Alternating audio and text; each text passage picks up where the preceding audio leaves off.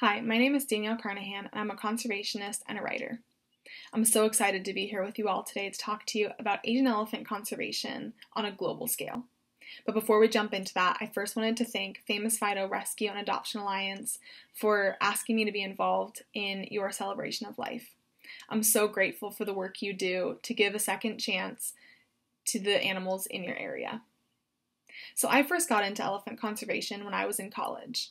I took a trip to Thailand as a volunteer and learned about the lives of the elephants that were living in sanctuaries, the struggles they faced, the abuse that they endured at the hands of humans, and it inspired me to come back, get my master's degree in conservation medicine, and study Asian elephant conservation even further.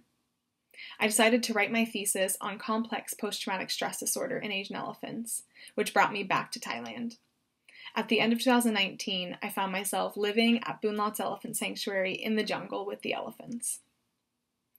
This experience really shaped my outlook on conservation. And so to start this off, I wanted to give you guys a little bit of a look into what elephant tourism looks like in Thailand. Every year, elephants are taken out of the wild, their herds are often killed, and they go through an extensive and often abusive process to break them into submission. They then go into these tourism camps where they are being ridden, where they're bathing with humans, they're forced to stand to pose for photos, and some other kinds of activities.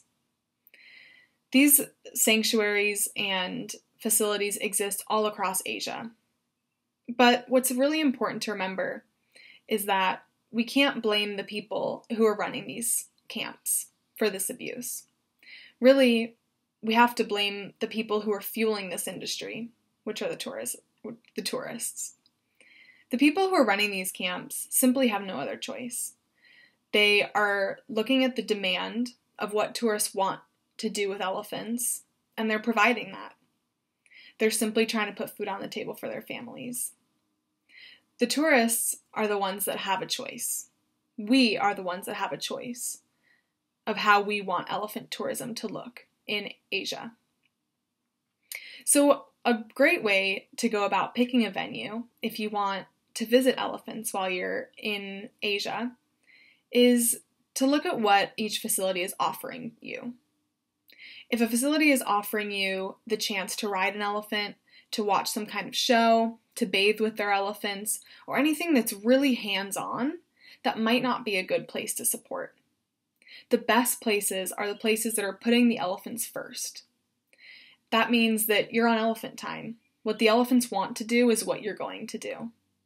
Many of these places do not promise an experience. Instead, the elephants choose. This doesn't mean that you'll never be able to touch or feed an elephant or have some kind of close interaction. This just means that it's up to the elephant. And this is the best and most effective way to give them their bodies and their freedom back. However, if you do find yourself in a venue that is allowing riding or is allowing something that you're not comfortable with, you're in a great position. Because unlike so many other tourists, you know to ask for something different, and that's what creates change. You could go into these venues and you could tell them, hey, I don't want to ride your elephant, but I'll still pay you if you take the saddle off of your elephant and I can just feed her. Imagine the difference that this makes for that one individual elephant. You're giving her an hour out of her day where she doesn't have a saddle on her back. She's not standing in the heat. She's not being controlled by a weapon like a bullhook. This makes all the difference in the world for this elephant. The best way to contribute to conservation and the best outlook when looking at conservation is on an individual level. We often hear things that are about species, that we need to protect the species as a whole. But when it comes to something like tourism for elephants, it's about the individual. How can we make the life of one elephant better? So, about a year ago, I started my blog, The Call to Conserve. My main drive behind starting my blog was to offer everyone the ability to read these stories, because I understand that scientific research about PTSD in Asian elephants can lose some people.